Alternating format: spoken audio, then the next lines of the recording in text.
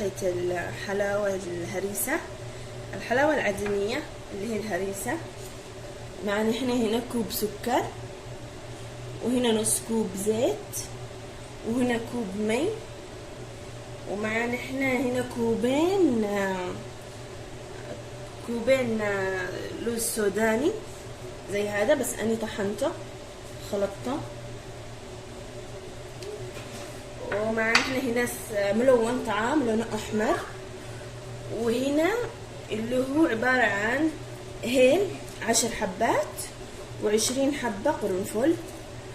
وجوز الطيب هذا اعملوا بس ربع قليل، لانه بس علشان الطعم والريحة.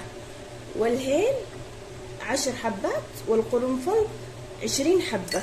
أنا هنا خلطتهم كلهم مع بعض، بس جبت لكم هم صحيحين عشان تعرفوهم، خليتهم هنا هم جاهزين. والآن بوريكم الطريقة. هنا سكبت الكوب السكر، وبسكب معاه الكوب المي، وبخليه لما يذوب.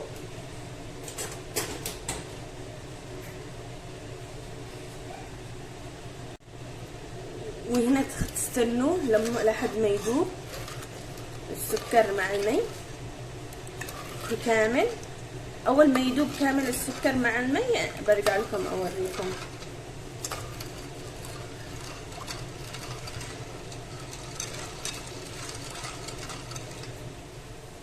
شوفوا الان خلاص ذاب السكر كامل.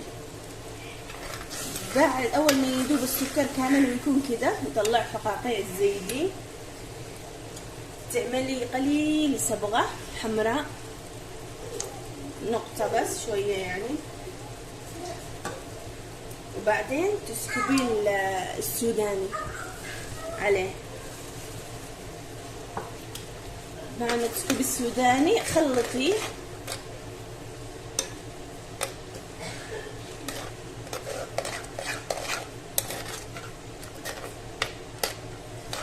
هنا وانتي تخلطي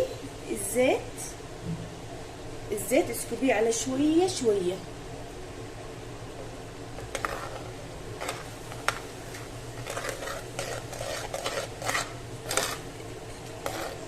اسكبي الزيت شوية شوية مو كله.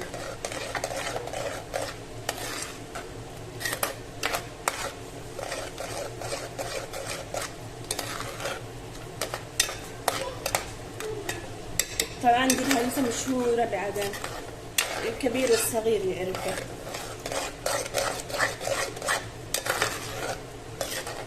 هنا تعملي نص الهيل والجوز الطيب والقرنفل اللي خلطتيها، اعملي نص كيلو ويتفور.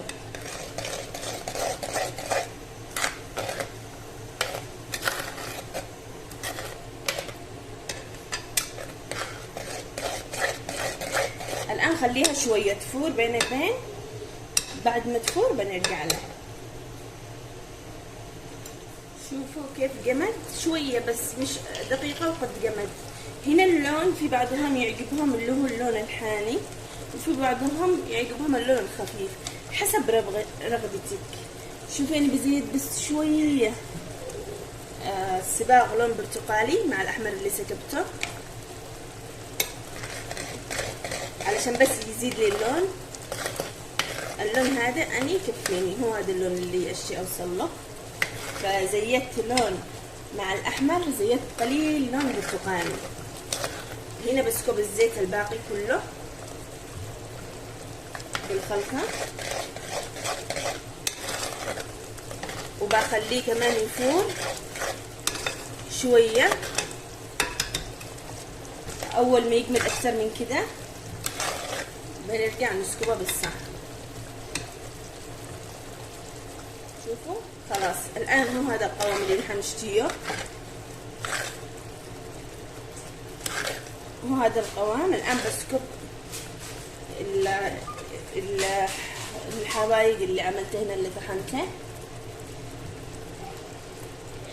ببقي بس شوية عشان أرشها من فوق الحلاوة بعد ما أطرحها بالصحن.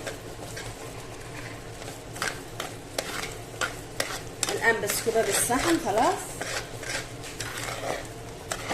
خلاص كده جاهزة.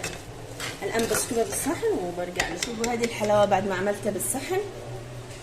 وهنا رشيت فوق البهارات اللي كانت باقية من الهيل وجوز الطيب والقرنفل. والله العظيم ريحته بالمطبخ كله.